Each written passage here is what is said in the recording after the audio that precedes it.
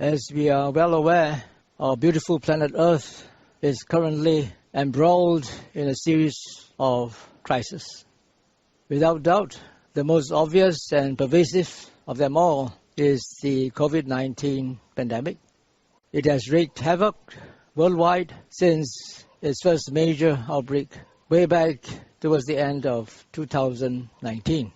And its repercussions are still being felt and will continue to be felt by everyone for many years to come. Since the virus is ruthlessly impartial, regardless of race, age, gender, creed, or status, it seems logical, or it would seem logical, that humanity would unite together and fight it off. But unfortunately, this was not the case. Instead, like sprinkling salt over an open wound, political, racial, and religious conflicts continue to aggravate the already deplorable state of our world. And so, as the pandemic rages on in North Korea, our poor planet is being mauled by many destructive events. For instance, the most publicized one at the moment is the war in Ukraine, which started way back in 2014, but has escalated recently after many failed attempts by Russia to ensure that Ukraine does not join NATO. But that's the only publicized one at the moment that we have. There are also other armed conflicts going on in the world. A recent one is in Myanmar, and the civil war is still raging. And then, of course, we have Yemen and Syria, as well as Iraq. It seems as though the war in Afghanistan had ended when the U.S. pulled out. But there is still much to be done there. There's still a lot of humanitarian crisis regarding food, shelter, and so forth in that country. There are also political unrests going on in various parts of the world, instigated by foreign powers. It is well known that the U.S. is behind many of these, and they have, through the ages, been responsible for a lot of regime change, especially in countries where the governments are not sympathetic towards U.S. influence and control. Then we also have border conflicts. The most prominent one recently was with the Israelis and the Palestinians, and of course the one between India and China, up in the Himalayas over a barren piece of land.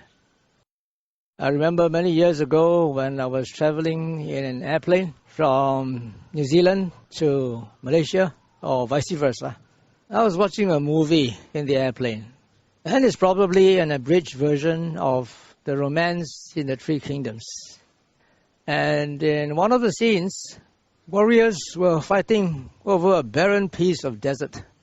And it appeared to me that it seems very strange that they would fight over this barren piece of terrain. But I guess we are lay people, and we are not really well versed in geopolitical struggle. There's probably some other reason behind such border conflicts. There's probably some geopolitical advantage in asserting influence in these contested areas. Another very important thing that is very concerning to people all over the world is the U.S.'s increasing aggressiveness towards China, its aggressive antagonism towards China, not only in terms of trade, but also in terms of its military interference. As we all know, China is the so-called factory of the world, and if anything happens between the U.S. and China in the South China Sea, this would certainly disrupt the global supply chain, and the whole world will suffer, not only China. And then we have racism, the sudden increase of anti-Asian hate crimes. It started in the U.S. and has now sort of spread to Europe and other countries. Seems to be also another pandemic in itself. Again, this has been influenced by state-influenced media, the mainstream media. which has, of course, influenced the attitudes and sentiments of the people. But it is not only confined to racism. There is also religious intolerance in many parts of the world, and notably right now in India. I always thought that Hinduism was a very inclusive religion, and I read in a book called Living Himalayan Masters, where there are contemplatives and meditators up in the Himalayas belonging to various religions, Christians and Sufis and Hindus and Buddhists and from Tibetan traditions, and they seem to be very harmonious in their differing practices. But recently it seems that there has been an upsurge of Hindu nationalism in India, and Hinduism has now turned into a very aggressive and exclusive religion in India, targeting the Muslims. And there's a lot of anti-Muslim violent conflicts taking part in India.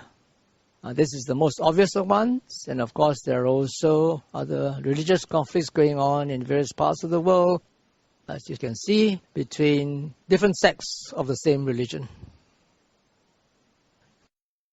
In the wake of this pandemic, massive unemployment has also happened throughout the whole world.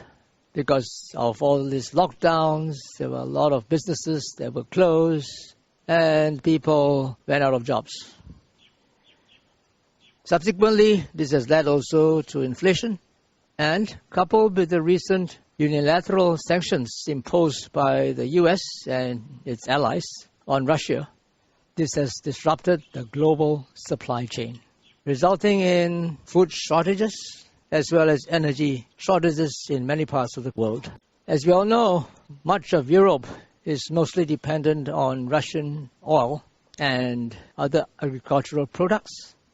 And so because of these sanctions, many things were suddenly cut off, and Europe is really suffering as a result of these sanctions, which were actually supposed to punish Russia. But it's strange that actually the punishers are being punished by their own actions. It's unfortunate that all these countries were affected in the temperate zone, so they really have to suffer the cold without the gas and oil supply from Russia. This has also affected the supply of wheat and other commodities. Besides the recent lockdown of Shanghai in China due to the upsurge of COVID-19 cases. This is also another problem, and the global supply chain has been disrupted of these reasons.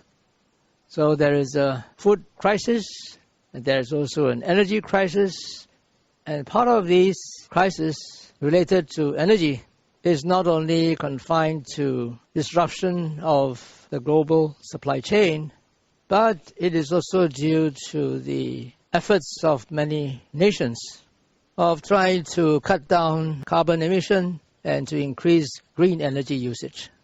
However, it seems that the power supply generated through green energy is still insufficient for consumption, and there have also been power outages in China and other parts of the world. Unfortunately, some of these countries have resorted back to the consumption of fossil fuel. And that brings us to the problem of climate change. Due to the indiscriminate destruction of our natural environment by human consumption, human demands, the planet is now in a very critical situation, and it is no longer something that can be ignored. Nature is making itself known through the many natural disasters that have happened in the last few years. We have massive flooding in Australia, forest fires in Australia, in the US, in Russia, in Siberia. We have snow in Turkey. We have earthquakes and floods in other parts of the world. And also with the disruption of the usual weather cycle of the planet. Due to excessive carbon emission, the cycles of nature have gone haywire. And so in many places we have drought, and we have flooding, and all these affect husbandry and agriculture, again contributing to the problem of food shortage. We have got many things on our plate for us earthlings to try to resolve in a concerted manner. Looking at all these problems, how can mindfulness be of any help? How can mindfulness help us to cope with all these issues? Can we, just by practicing present moment awareness, be saved from all these crises?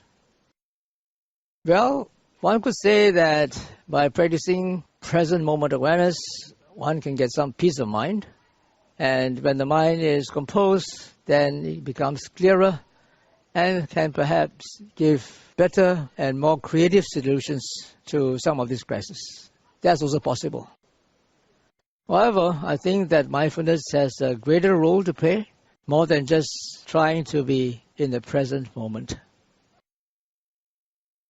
Now, first of all, let us look at all these problems and try to figure out what is the root cause of all these crises.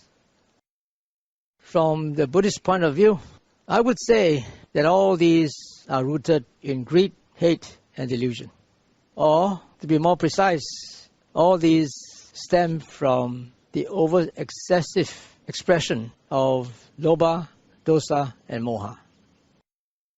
The translation of lobha as greed, dosa as hate, and moha as delusion could perhaps be a little bit misleading. The English understanding or the English meaning of the word greed is that one desires something more than what is good for one or one should have. That is called greed. When you use the word greed, that's what it means in English for most people.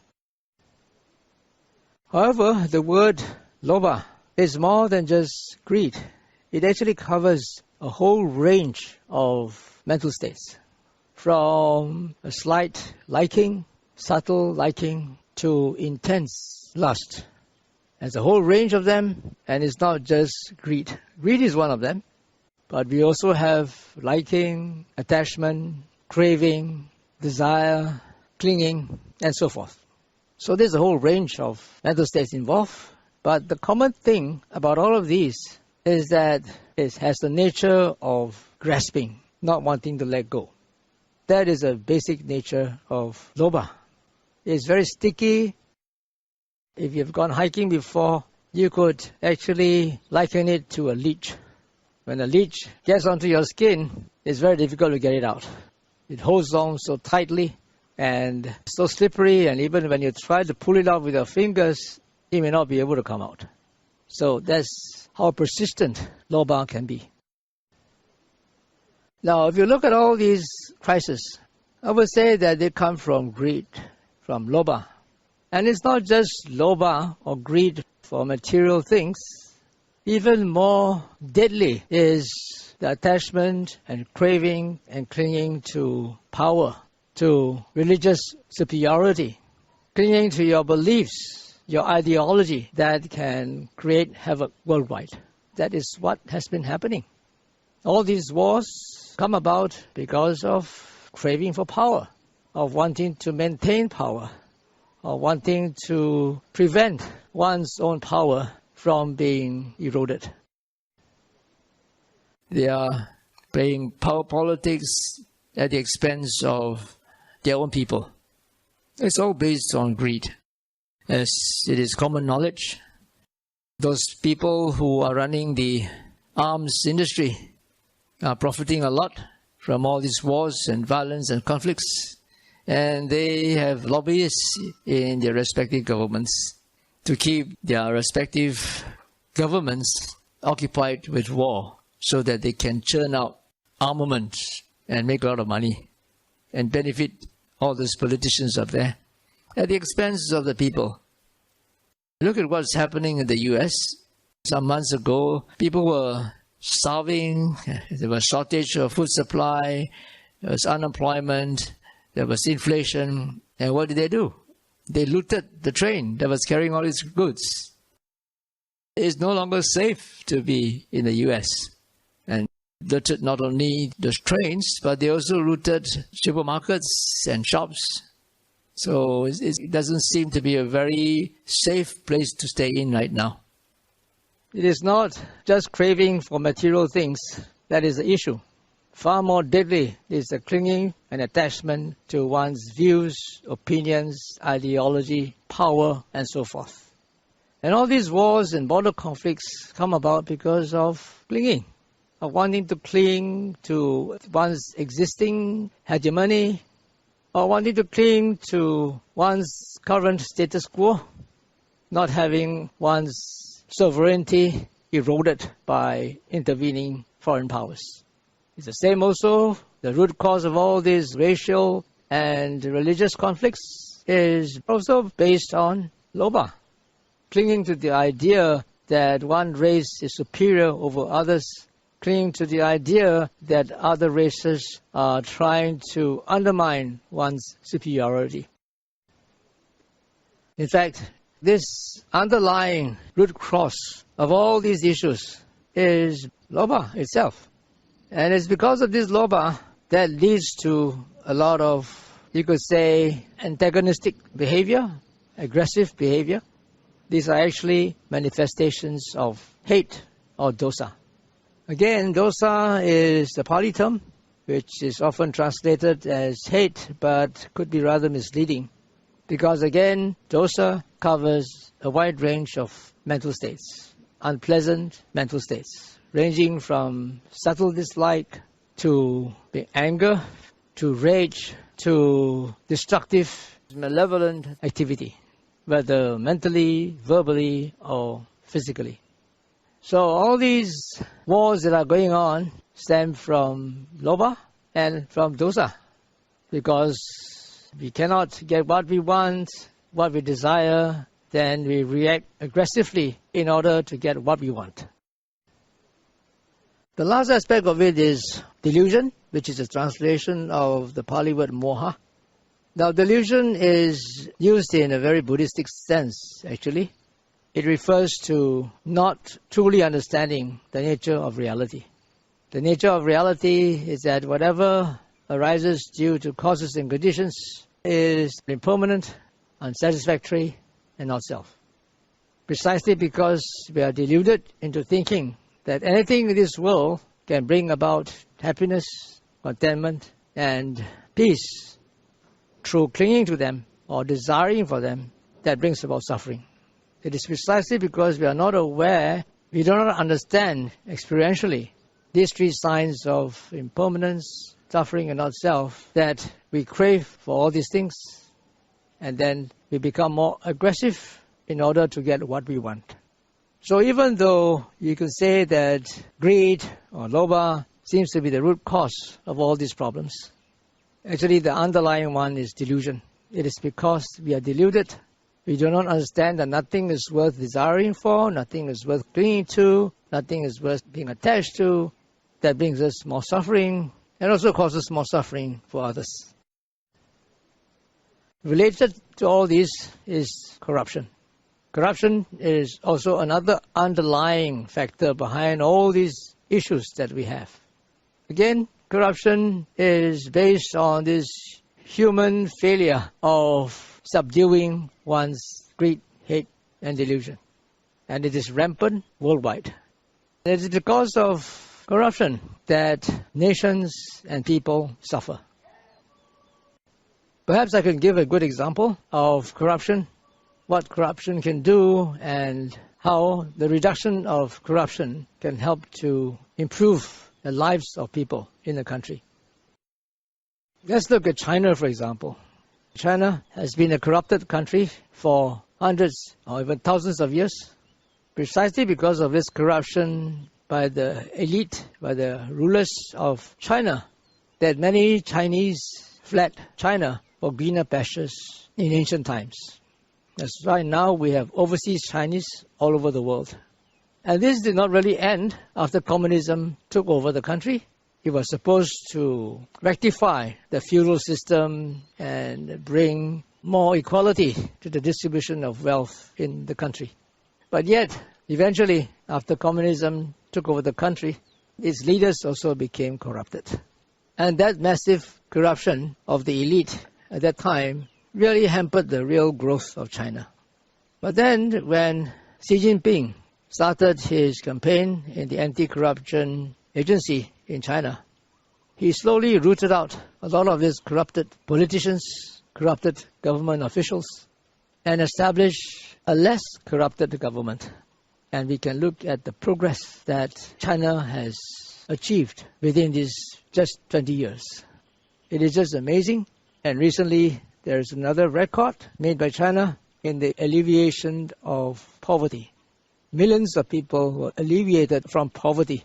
A very well-planned, concerted effort to do so.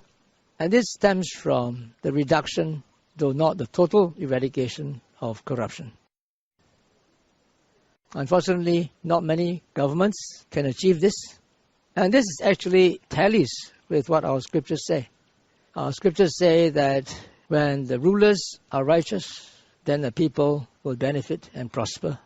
But if the rulers are corrupted, are evil, not righteous, then that will affect their officials, and that will affect the whole country, affect the devas, and even the weather, and turn everything upside down. And perhaps that is what is happening in this world today. With so many unrighteous, corrupted leaders, not only do their own peoples suffer, but the whole world suffers.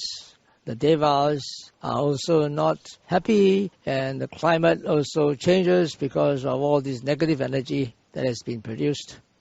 And also the indiscriminate destruction of the natural environment. Many of them are also due to corruption.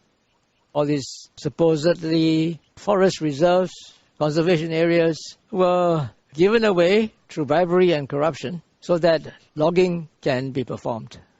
So that again has eroded the natural environment. Okay, so this is the right view. The right view is that all these things are rooted in greed, hate, and delusion, or lobha, dosa, and moha. And there can never be an utopia in this world, because beings are mostly covered by this thick layer of dust, of greed, hate, and delusion. How can anyone be cleared of them and become a ruler? That's impossible.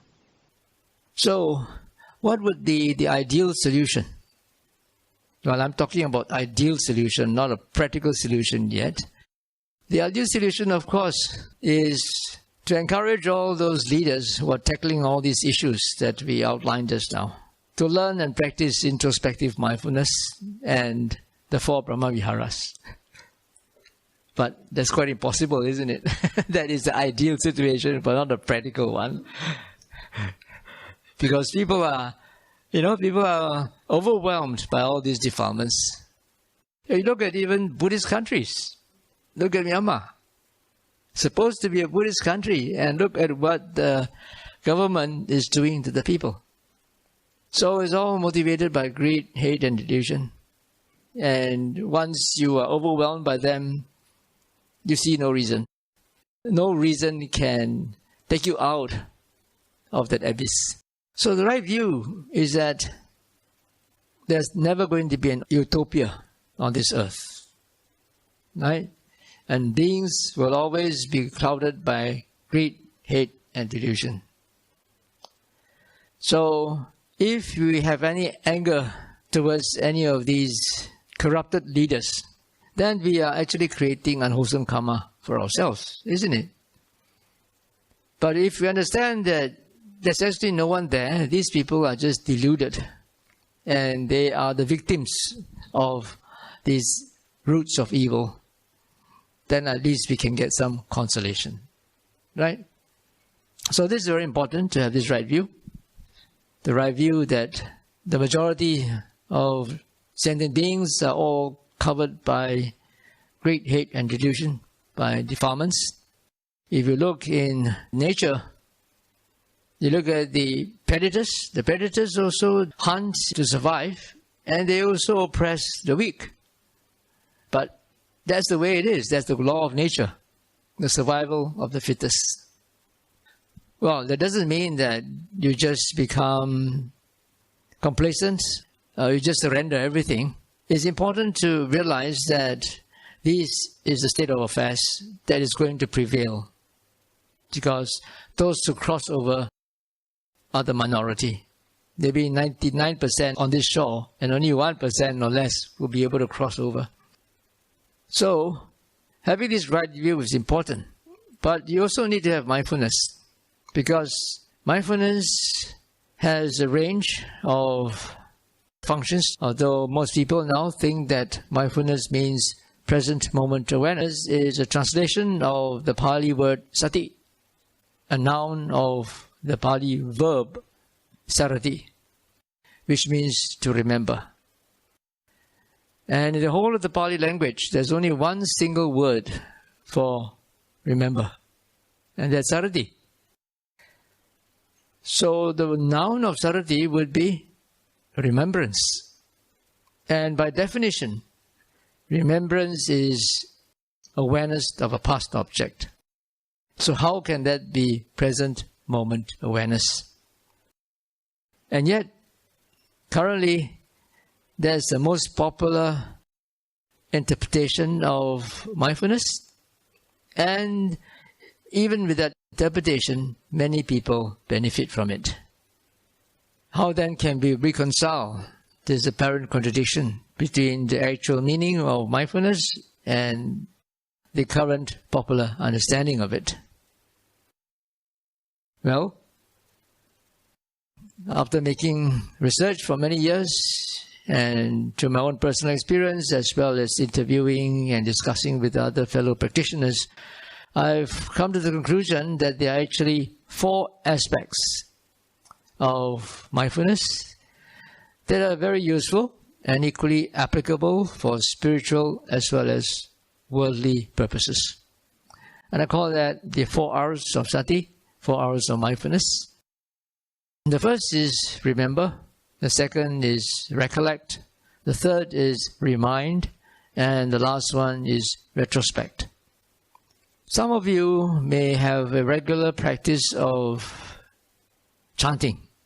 You look at a chanting book and you chant maybe every night, or you chant once a week or something like that.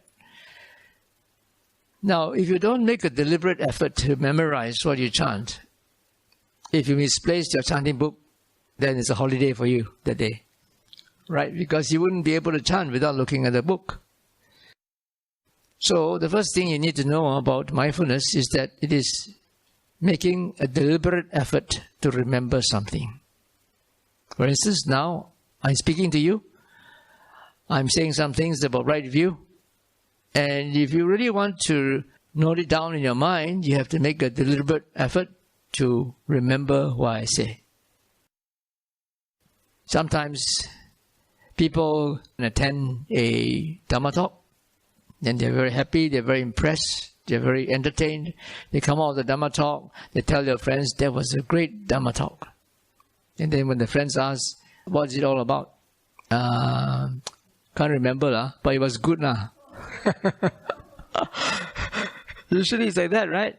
How much can you retain? You understand it at that time, but if you don't make a deliberate effort to remember, you will not be able to recollect it. So the second is recollect. If you're a student, or even if you are already working, sometimes you also have to sit for exams, correct? To get promotion. When you study, you need to have the first R of mindfulness, which is to actually remember what you study. A student, when he or she is studying his or her textbook, he or she will not be reading it like reading a newspaper, right? When you read a newspaper, you just flip through the pages and just look at things that interest you, and then you just pass on to other pages. But not so.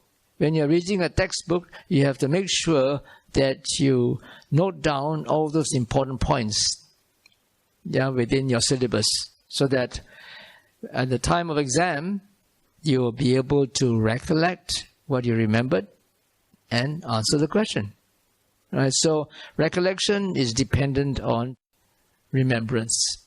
So you remember something which you read now or you listen to now, and then later on you recollect it. So that's the second function of mindfulness. But recollection can only happen if you have remembrance. And it's not enough just to recollect. If you are an engineer, or if you're a mathematician, or even if you're an economist, you have to remember and recollect all those formulas, right? And remind yourself to put these formulas into use at the appropriate time, right? So again, this is reminding. If you're going on a retreat or you're trying to learn meditation, first of all, you have to pay attention to what your teacher is telling you. You have to try to remember instructions. And then, when the teacher is not around and you're trying to meditate, you have to recollect all those instructions. Correct? And then, constantly remind yourself to put that into practice.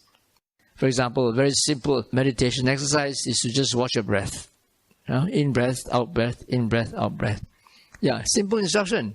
But how many times do you have to remind yourself to get back to the breath instead of getting lost in your reveries and ruminations about the past or projections about the future? So again, the third aspect of mindfulness is to remind yourself to apply what you have recollected of what you remembered. And finally, the last R is retrospect.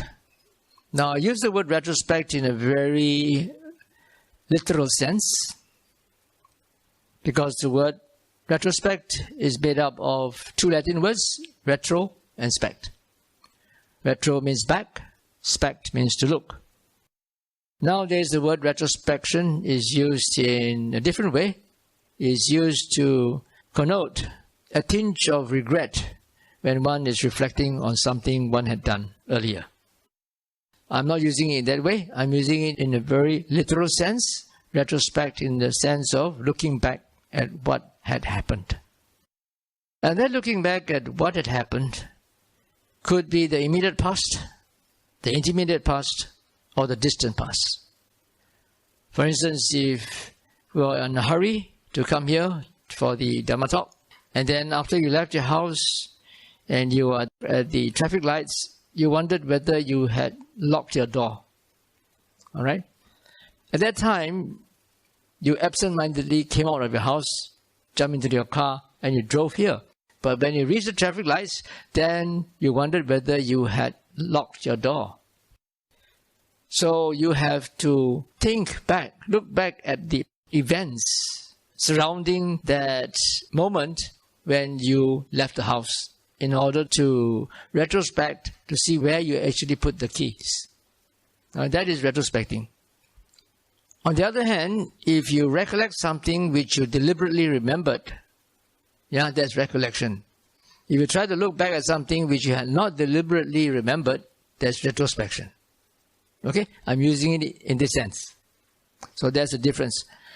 So let's say you are able to recollect your past lives. No? So using my terminology, when you recollect the past lives, it's not because you deliberately remembered all those events in your past life, but now it's because you have developed your mindfulness to such an extent that you can retrospect what had happened. Right? So this is retrospection. Retrospection is looking back at things which you had not deliberately remembered, whereas recollection is about things that you had deliberately remembered. Another instance of retrospection is when you're trying to meditate. You're trying to meditate on your breath, in breath, out breath, in breath, out breath. And you have to look back at your mind constantly to see whether it is following the breath or it is doing something else. Like thinking, daydreaming, ruminating, yeah? And that is looking back at the mind. Even more obvious, when you are angry and anger has arisen within you, then you look back at the mind to notice that you're angry. If you are not a practitioner, you may not even notice that you're angry and you just express yourself verbally or physically or whatever. But if you're a meditator, you might be able to catch the anger, and instead of expressing it, you might want to abandon it, right? Or suppress it. So the 4 Rs of mindfulness, the so-called present moment awareness is the last one, retrospecting. Because when people say, be present, they actually mean be present of what's happening at your five senses, particularly the movements of your body or what your body is doing. That's because all our five senses can only take objects in the present, in the here and now. You can see, hear, smell, taste, or touch things with your body only in the here and now. If the food is not in your mouth now, you will not be able to taste it. Yeah, but your mind can imagine what you had tasted before, but not your tongue. All right, so when you try to anchor yourself to the five senses, you are in a so-called present moment. If you are trying to be aware or mindful of what you're doing right now, you are very close to the present. It is actually the immediate past, but in conventional language, that is in the present. So this so-called present moment awareness is actually looking at the immediate past. So that's how we reconcile this apparent contradiction between the actual meaning of mindfulness and the current popular understanding of what it is as present moment awareness. Now, when you look at these 4 hours of mindfulness, you may think that what's so special about these 4 hours of mindfulness? Is nothing spiritual about it. Yeah, it's applicable in our daily life, in the worldly situation, because anyone who wants to be successful in life needs to have all these 4 Rs, correct? You need to remember whatever job that you have to do, the targets that your boss has set for you, then you have to recollect them and then remind yourself to work hard to get it done. And then also you need to look back at your mind all the time. Supposing your boss scolds you, you must watch your mind so that even though you are upset, you cannot retort and argue with your boss unless you want to be fired, right? So you still have to watch your mind. Yeah, that's why people who are able to control themselves by retrospecting what's going on in their feelings and in their head, then only will they be able to restrain themselves and be successful. Okay, in any case, mindfulness is essential for anything worldly or spiritual. That's why mindfulness has become so popular in the world across all religions and creeds and occupations and also age groups. Mindfulness, as it is understood in terms of present moment awareness, is applied in so many different aspects of human activity. Education, sports, in the arts, even in the US military. You need to be mindful to be a good soldier, right? To be able to take good aim and to remember your military strategy of how to overcome the enemy. So it's always required all the time. That's the most important thing. Now, how is this related to what I'm talking about? So just now, I told you about right view.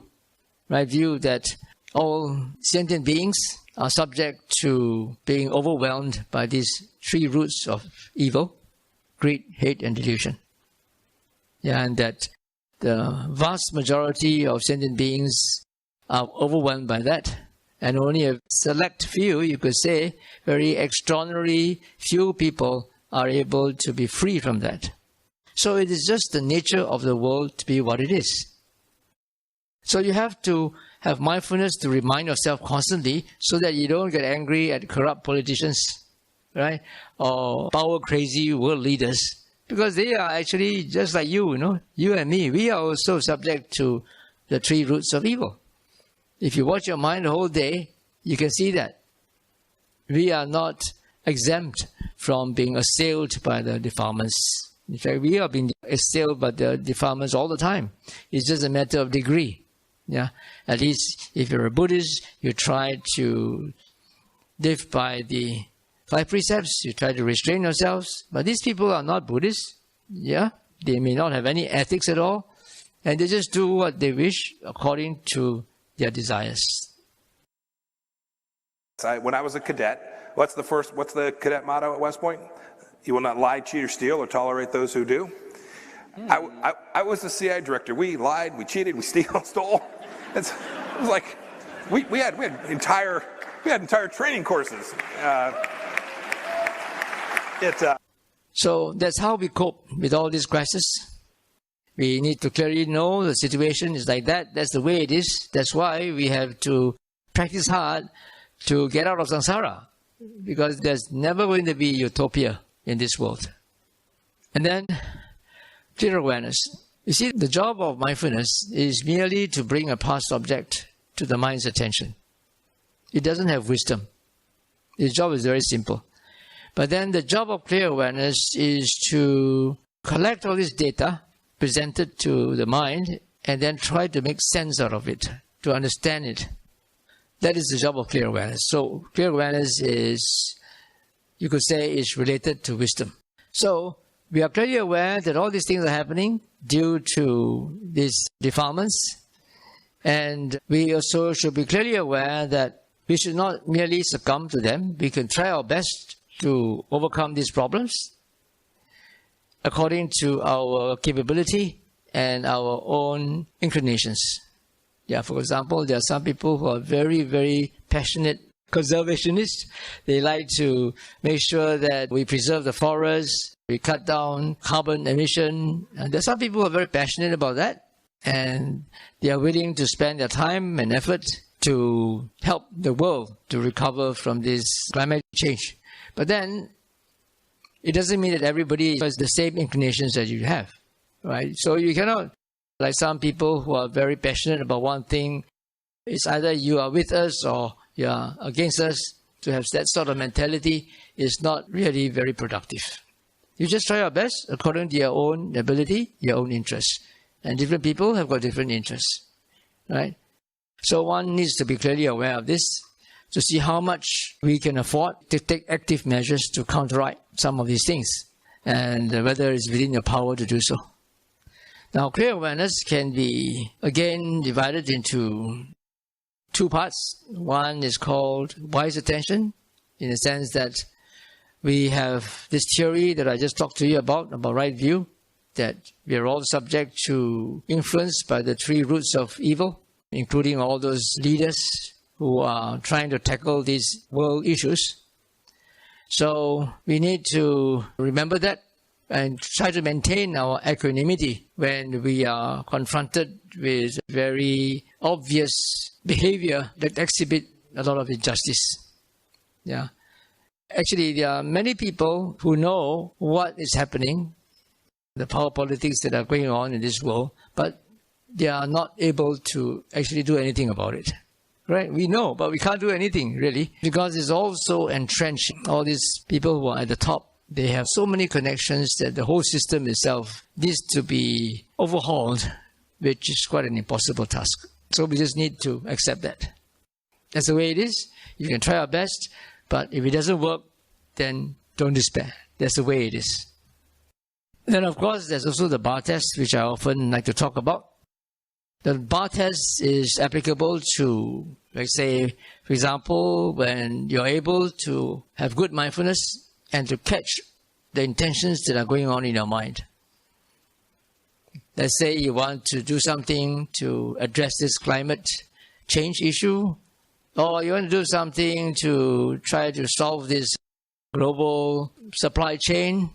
Yeah, whatever it is, whatever you're good at, whatever you think you are capable of doing, you have the resources, then you should try to apply the BARR test to see, well, first, whether it's beneficial, and secondly, whether it's appropriate. Thirdly, whether it's relevant to you, and fourthly, whether it's realistic, whether it's feasible or practical to do that. Immediately after the B, when we already found out the B, the beneficial, can we straight away apply the free and easy and then the letting go of it? Can we straight away go to that rather than going to A, R, R? Yeah. Actually, we just need to, instead of going through all of them, if it doesn't pass the first one, you can forget about A and R.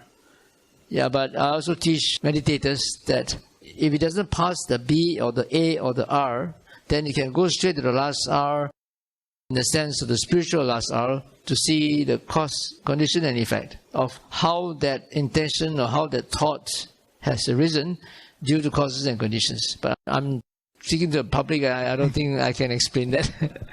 You need to have some sort of training to understand what I'm saying. Right?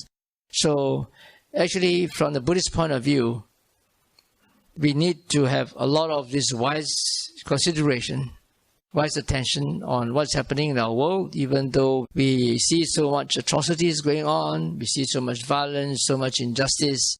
There's no point trying to create more unwholesomeness by being too upset. We have to remain equanimous, but at the same time, we can try our best to do whatever we can within our means. Right? So this seems to be the most logical thing that we can do to keep our balance of mind, our equanimity. If we understand, as part of right view, that everything is a product of causes and conditions, then we can say that whatever effort that we make will become a condition for a future result. It may turn out the way you want to, or it may not turn out the way you want to, depending on causes and conditions. But you can try your best and don't feel disappointed when it cannot. This is better than merely complaining about what's happening, because there's no way that you can stop them from happening. You just do your part, whatever you can, to the best of your ability, and then accept things as they occur. So it is best that we have this mindfulness and to look back at also what is happening to our minds. If we find that we have a lot of negative reactions, or we feel indignant, or we feel very resentful or judgmental of all these world leaders, remember that we are all in the same boat. They are also victims of causes and conditions. They are also under the same cloud of delusion that all of us are. It's just a matter of degree. We are a bit less deluded than they are, and perhaps we can control our great hate and delusion far more better than what they can or they would try to do. So it is important for us to watch our own minds, to see whenever we read the news, wherever we receive any messages in our social media about certain misbehavior by government officials or politicians or world leaders, don't go overboard to condemn them. It's not to say that you condone their behavior. We know that it is wrong. But then what can we do? How can we ever influence them to do otherwise? Well, if you're thinking of using your right to vote, yeah, good. You can exercise your right to vote, but it doesn't mean that whoever you vote or whichever party you vote will get into power. And even if they do get into power, it doesn't mean that they will actually fulfill their promise according to their manifesto. As we all know, through our experience in the fall of the Pakatan government, promises were made to the people, but many of these promises could not be kept. And then later it broke apart, and now when it comes to by-elections, we see that all these members of the coalition did not do very well in these by-elections. So people have lost faith in their words of grandeur and their grand promises because they could not fulfill them. The PKR national elections saw a dismal response, with only 12.26% of its 1.1 million members coming out to vote, and party insiders have sounded the alarm that it could be headed for disaster in the next general election. This is the way it is. Try your best, don't give up hope, and yet don't harbor unrealistic expectations. But that requires mindfulness. You have to constantly remember the right view, constantly remind yourself of this right view, and also to constantly look back at your mind so that you don't drown in unwholesome negative reactions or responses to the injustice that is going on all over the world. And sometimes perhaps you can just practice present moment awareness. If it's too overwhelming, your feeling of indignation is too strong, your resentment is too strong, then you should go for a swim, go for a jog, go for a hike, go to the gym, do a workout. And that present moment awareness will help you to clear your mind and give you some reprieve. And when your mind is composed, then you have greater clarity of mind and you can work out more concrete measures to resolve all these issues that are related to yourself and your family, for life in general, to look at it not from a worldwide scale, But looking at your own micro scale, your life itself, if you're unemployed, how are you going to support your family, and so forth. You have to look at concrete ways and means of having to overcome such problems. And you can only do that if your mind is composed. Present moment awareness is also helpful, especially when you are beset by too many problems that you can't handle. Then it's best for you to practice present moment awareness by going for some physical activity, some demanding physical activity that forces you to come back to the present. Rather than just sitting with the eyes closed and trying to focus on the breath, then that could actually aggravate the situation. You'll be alternating between focusing on the breath and then getting lost or drowned in your obsession. Yesterday, we just finished a mindful hiking retreat for teens. As you know, teenagers are not easy to teach because they cannot really sit very still. So another problem is they sleep very late at night, even though there is a cut-off time for them. Lights out time is specified in the schedule. Yeah, but then some of them, even though their phones are not with them, they have to surrender their phones. They find ways and means of keeping awake because they are not used to sleeping early. And so early morning, when we do the guided meditation, most of them are just nodding away, sleepy, drowsy, unable to follow instructions. So actually for them, the morning guided meditations is a washout. There's no way that they can gain much from there. But then when we started hiking, especially 2 days ago when it was raining and there was hiking, nobody fell asleep during the hike because it was so difficult, so slippery, and they had to put full attention in their present activity, which is present moment awareness. And they were forced to actually practice mindfulness and get some degree of composure by being in the present moment, making sure that they don't chat or think of this and that in order not to fall and hurt themselves. So you need something really demanding, physically demanding, to divert your attention from an obsessive thought. So if you are beset by indignation, by resentment, by a lot of hatred, and it's so obsessive that you cannot handle it by just doing sitting meditation, it's best to don't sit, but do something more active. If you're an active person, then you can do something like hiking or jogging or swimming or go for a workout in the gym. And if you're not so active, then you can just go for a walk. But going for a walk also can actually continue your obsessive thoughts.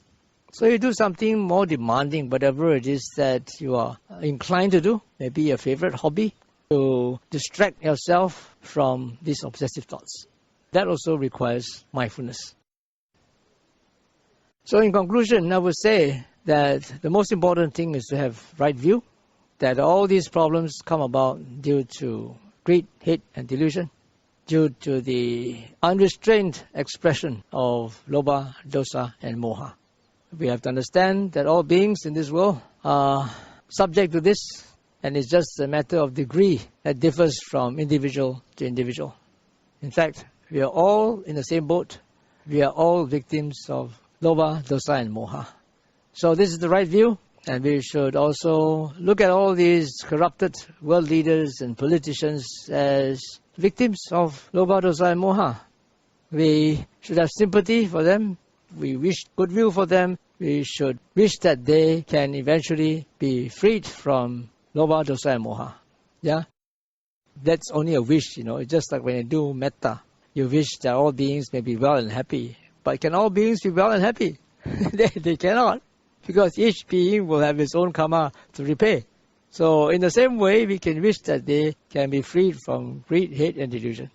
When they are free from that, or if their greed, hatred, and delusion are reduced, then perhaps they could have more compassion and sympathy for their peoples and the peoples of the world, and all of us would benefit. Right? So most important thing is to have right view and to have the mindfulness to remember this right view, remind ourselves about it, and look back at your minds to make sure that you don't get lost, you don't drown in indignation and resentment and all these malevolent things that are going on in your mind. Bhante, talking about this metta meditation, Usually, how should I say it? Wish the Sangha members and the devotees be well and happy. Okay, the first one. And then the second one say, may the devas in these surrounding areas well and happy. And usually the third one is the one that I cannot say. May the leaders in these surrounding areas be well and happy. That's the one I cannot do it. Very honestly. May the what? May the leaders. Leaders. That's the one I cannot. They say after that, usually then they say, may the beings in the surrounding areas be well. That's okay. And then may all sentient beings. Oh, that one is okay. But the third one is the one that is against my own conscience. I cannot. After that, I change, I say, may the leaders in China. Because that's the way. Because it's totally against my own conscience. How can I wish the leaders of this? I just cannot do it. That's because of your own attachment. Your own attachment to your own ideas of how leaders should be. No, may the leaders in this country, this one I cannot. May they be free from the defilements. Then they will lead the country very well. But what's this? Because it's translation, they say, may all this be well and happy. It's like you can always modify it. You don't have to stick to that. Modify it. May they be free from defilements that overwhelm them so that they can rule the country or lead the country. I don't think these people will ever change. So, I'm telling you honestly, I say may the leaders in Russia or China be well and happy. That's all. Because the way I look at it, it is. The world, the leaders only these two countries, okay. It's not only this country, look at the leaders of the US. They are the one that in fact has to be removed. If they're not removed, this world will never have peace. Yeah, but how are you going to remove them? I know, but it is going to be. It's going to be. I think by Putin and all this, it's sooner or later, just a matter of time. That's what you hope for, That's what you hope for, But then, you know this 343, that 10 types of unwholesome conducts. You know that 343? The 3 is regarding killing, stealing, and sexual misconduct. The first 3. The 4 is about speech, right? Lying, divisive speech, abusive speech, and frivolous speech. The last 3 are just the mind. One is covetousness, the other one is ill will, and the third is harmfulness. Okay, so if you have this ill will in your mind, may this leader be struck by lightning. May this leader be assassinated. That you are creating the karmic potential to be reborn in the lower realms. Even though you didn't fire the gun. Even though you didn't make any plots. It's just going on in your mind. They are creating the karmic potential to be reborn in the lower realms. Why you want to do that for? That's his business. Right? No? They are the people who ordered millions of people to be killed.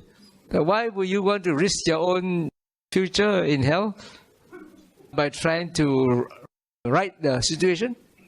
They are just like you. They are also subject to defilements. And now you are subject to the defilements of wanting to get rid of them. That's also a defilement. So, we are in the same boat.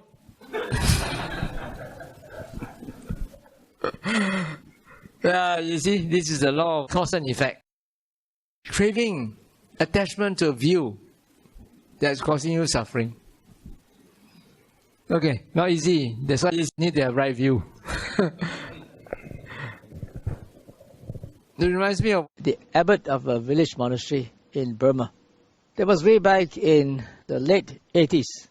I was staying alone in a hermitage in Burma, and that hermitage was taken care of by the abbot of a village monastery. Actually, that hermitage was built during the pre-war days.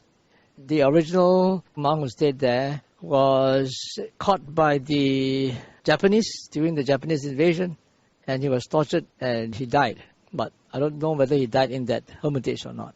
But anyway, I was staying at that hermitage at that time in the late 80s. And as you all know, in the late 80s, there was also a revolution, a student revolution in Myanmar, in Burma, as it was called at that time. The monks in the monastery, of course, were anti-government. They did not like the military government that was controlling the country. In fact, nobody liked them, but they held the power. So he told me the same thing. He says every night he will chant Sabbe Satta Sukhi Hontu and so forth. He says every night I chant that, but I make sure they don't include the military government.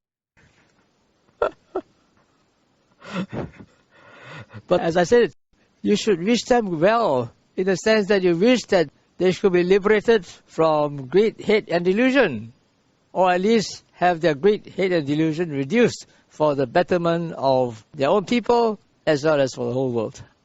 Right? You should look at it positively, because what can you do? You can't do anything. And this has been going on from time immemorial. There have always been revolutions, there have been injustice going on.